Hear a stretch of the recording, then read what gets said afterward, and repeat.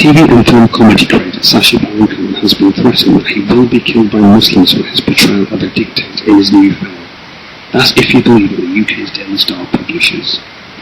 Surely being on the receiving end of death threats by Muslims must have come about for a truly horrendous and shocking insult to them.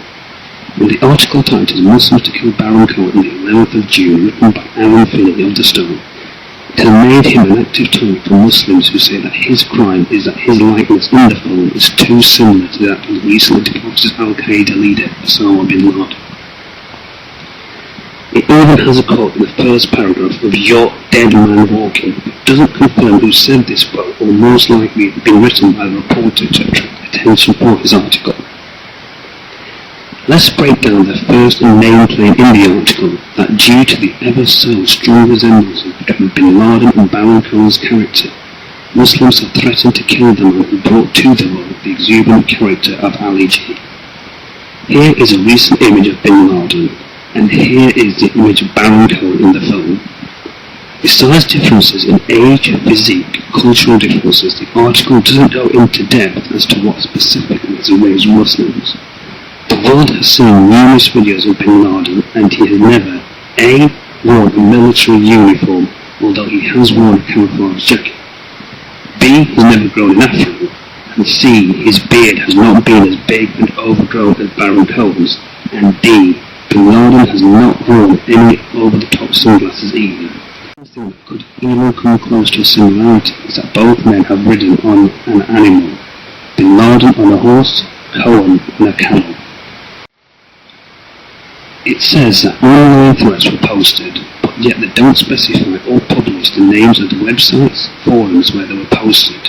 So they are basing this conclusion on possibly first, second or third-hand information. They may as well have said that Star's postman, binman or the dinner lady gave them the information, as it doesn't have any credibility due to a lack of a source. At the start of the fourth paragraph, it claims that Brit-based Muslims warn the actor for portraying past and present Muslim dictators, including bin Laden, Libya's Colonel Gaddafi, Iraq's Saddam Hussein, Cuba's Fidel Castro, and Iran's Mohammed Ahmadinejad. It would be wise to use the word Muslim dictators loosely, as the men mentioned are or weren't full-time practicing Muslims who adhere to the principles of their faith. Had they done so, then they would have become dictators. Also, since when has Cuba's Fidel Castro been a Muslim? There is nothing that he has said, written or done that clarifies his religious beliefs, whether he has any at all. Again, the Daily Star doesn't specify which Brit-based Muslims warned the actor, so it's easily assumable that they've thrown that in there, which leaves it open to face accusations of fabrication, as they have not provided a name, group or organisation which has threatened him. Also, why would Muslims in the right mind feel upset that he's mimicked some of the world's despicable dictators? They are most likely to join and laugh with him, not feel anger towards him. To add validity to their story, like any journalist, they go to an official source.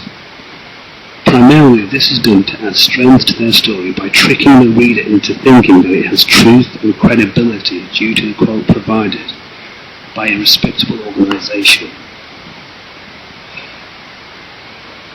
Surely the Daily Star would have gone to either the Muslim Council of Britain, the Muslim Public Affairs Committee, or Engage, but they didn't.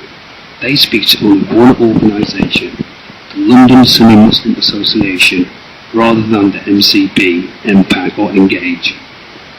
Look at the start of the quote and focus on the first two words of this quote. Bearing that in mind, it is easily predictable that the journalist would have asked a question such as, surely there must be extremist Muslims enraged that Sacha is taking the mickey out of their religion. This draws a very narrow response from the person being interviewed, so it was only natural for Iqbal Turk to reply by saying, of course there will be extremists, etc, etc, etc. It only has one quote that suits the agenda of the story, and one small quote that there is. There's no additional quotes which add balance, or like other journalists do, add another quote from another organisation which either contradicts, supports or goes against the first quote used. In an email response, Iqbal Turk of the London Sunni Muslim Association clarified to me his side of the story in regards to speaking to Aaron Finney of the Daily Star.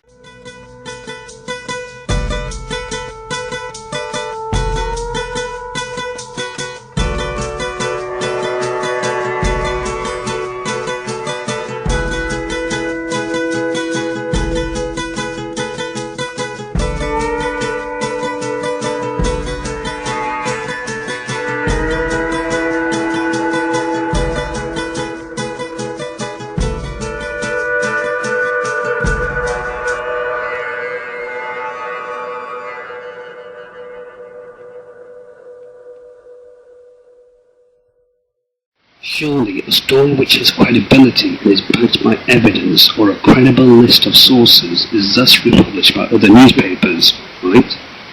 Not so. A brief search on Google, Yahoo, and even asking the ever so reliable butler of the internet search engine world, Jeeves, shows no other media outlet has reported this story. The closest thing you find are previous threats which were given to Baron Cohen over previous film roles. What about Reuters and the Associated Press? Two of the world's biggest news gathering organisations. Both of their websites come back with negative responses on any story. The final conclusion is that the Daily Star has written this story up after either fabricating out of thin air, on vague information other than first-hand or just assumptions. As mentioned previously, Baron Cohen has had alleged threats from Muslims for previous roles. So it is safe to say that the Star have assumed that just because he's portraying a dictator who could have Islamic links, that he is thus offending Muslims across the world, and will then need extra security to head off any subsequent actions from these alleged threats. I was unable to get confirmation from Baron Cohen or his management team about this story. In the information box below this video, you'll find links for the story and other bits of information. Thank you for watching.